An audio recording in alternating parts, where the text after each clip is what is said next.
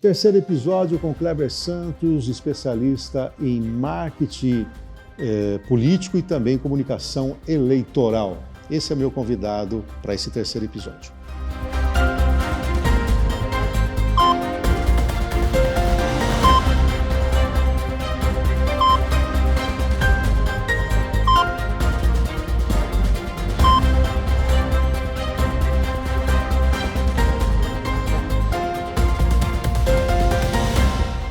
Bom, com alegria, continuo aqui com o Kleber Santos. Kleber, nós falamos já um pouco da sua história, falamos um pouquinho da sua migração para a política.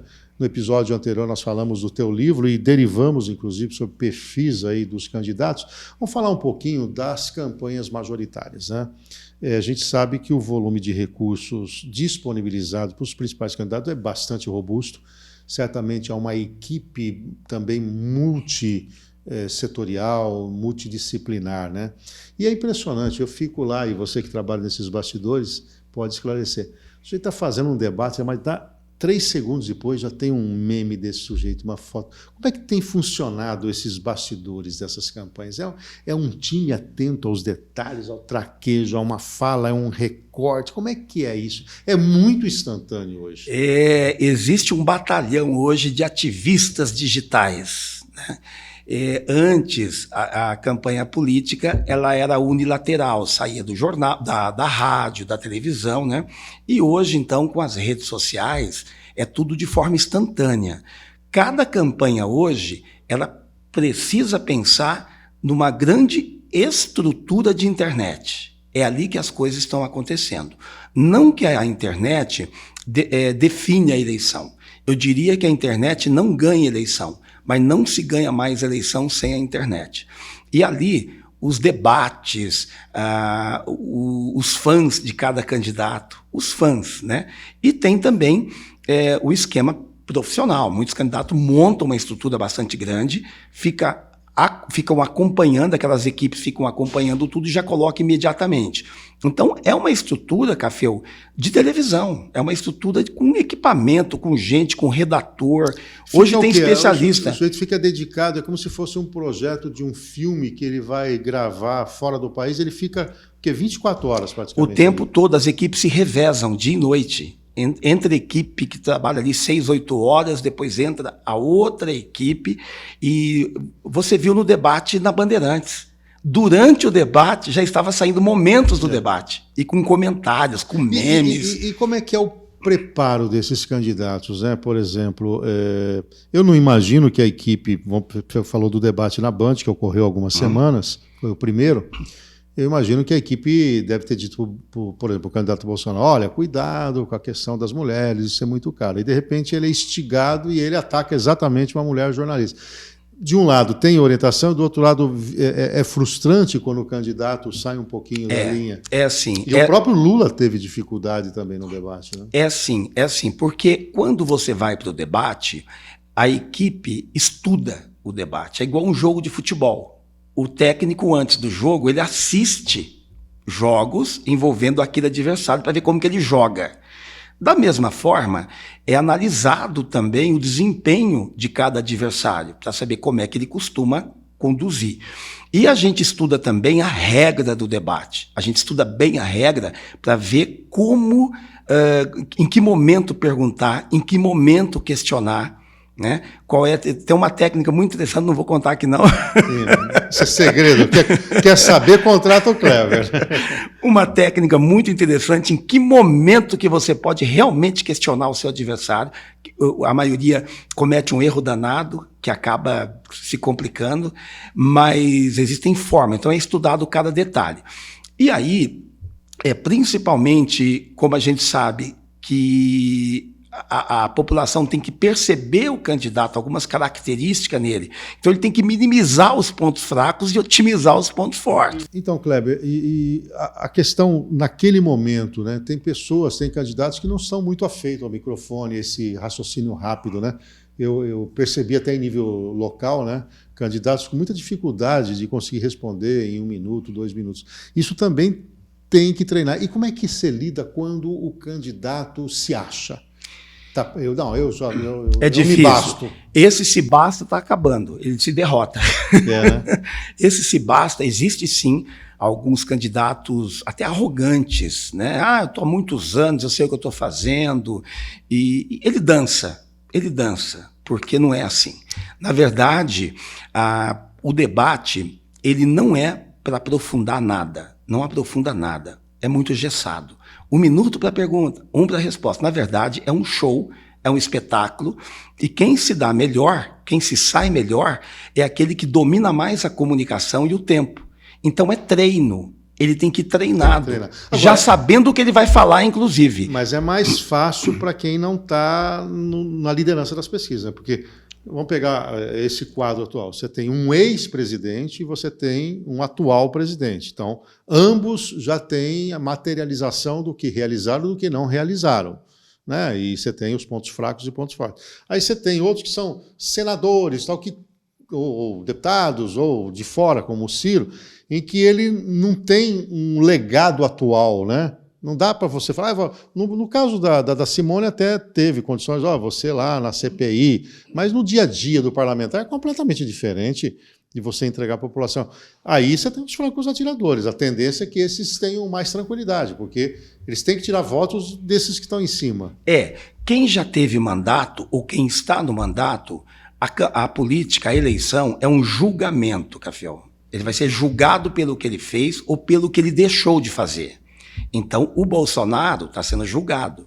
O Lula também está sendo julgado pelo que ele fez, pelo que ele deixou de fazer.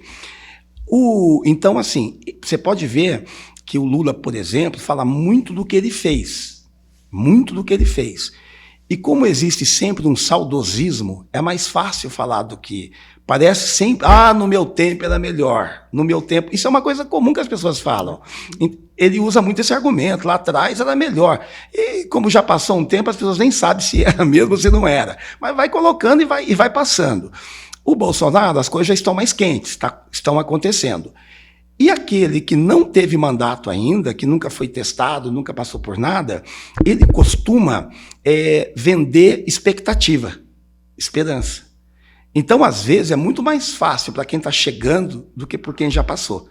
Porque quem já passou já tem uma imagem. Tem que prestar conta. Agora, quem não fez nada ainda, está chegando, ele promete, ele pode falar um punhado de coisa que ele vai fazer, pode, inclusive, falar o que as pessoas querem ouvir. Agora, se ele vai entregar depois, é outra história. Agora, para finalizar esse bloco, e o novo que eu digo, não é do Partido Novo, quando que ele começa a ter relevância? Porque dá a impressão que aqui o recall é sempre mais importante, né? Vamos pegar sempre lá. Quem que é o líder da pesquisa? O ex-presidente, o atual presidente, terceiro colocado, o Ciro Gomes. Aí você vê lá o Dávila lá com 1 ponto percentual. O que acontece? A pessoa tinha que ter trabalhado a sua imagem, tinha que ter criado alguma relevância nos últimos 3, 4 anos, ele deixou para a última hora, ele não é conhecido nacional. É possível sair de 1% e bater 12, 15, 20? Como é que funciona isso? É o reconhecimento. Então, quando um candidato, quando alguém, né?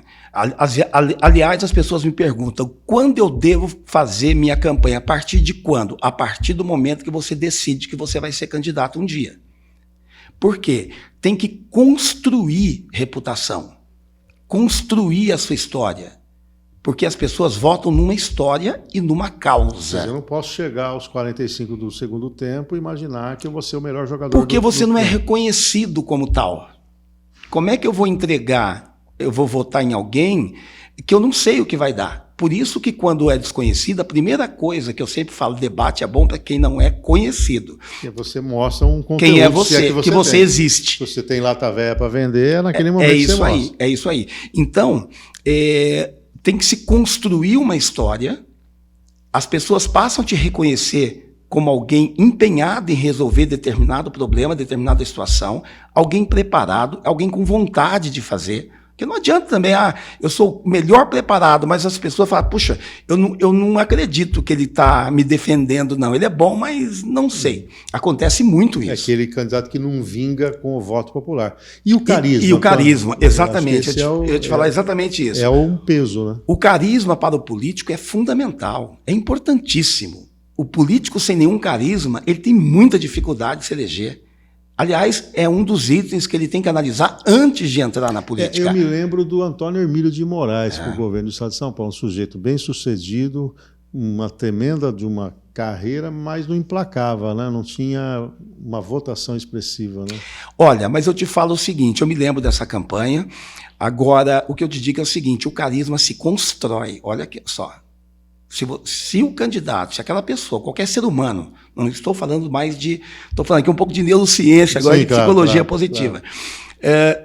Qualquer um pode ter carisma. Carisma se constrói. Um dos itens do carisma é justamente a empatia. E junto à empatia, a compaixão. Porque a empatia é você colocar no lugar do outro, a compaixão é você sentir e fazer pelo outro. Então, a partir do momento que você passa a exercitar esses pontos importantes do ser humano, e o ser humano pode conseguir, mesmo que ele não tenha, ele pode, é uma prática, é um treinamento. Ser uma pessoa boa com os outros é um treinamento. E aí você emplaca. E aí você emplaca, porque principalmente nesse mundo todo midiático, nesse mundo com imagem, se você não transmitir, Café, a campanha política hoje é isso. Se a sua imagem, se a sua comunicação não verbal não for atraente, eu não sentir verdade em você, eu não sentir que você está sendo real, e a câmera mostra muito isso, quando é falso e quando é verdadeiro. A não ser que o camarada seja muito artista. E muito enganar, né? Aí enganar. Mas normalmente a pessoa sente, gostei dessa pessoa. Olha só, a primeira impressão tem um peso gigantesco. É uma emoção que você causa nos primeiros segundos que você conhece uma pessoa. Então, se eu tiver uma boa impressão sua, eu já começo a prestar mais atenção no que você fala. Então, isso é fundamental. O carisma se constrói, é importante, é fundamental, e se não tiver, tem que praticar. Perfeito. Conversando aqui sobre marketing político, sobre campanhas eleitorais com Kleber Santos, a gente vai, na semana que vem, encerrar essa série com o 4º episódio. Eu quero explorar o conhecimento do Kleber de pesquisas eleitorais. Nós estamos nos aproximando aí do pleito, vamos tratar desse tema. Eu aguardo vocês.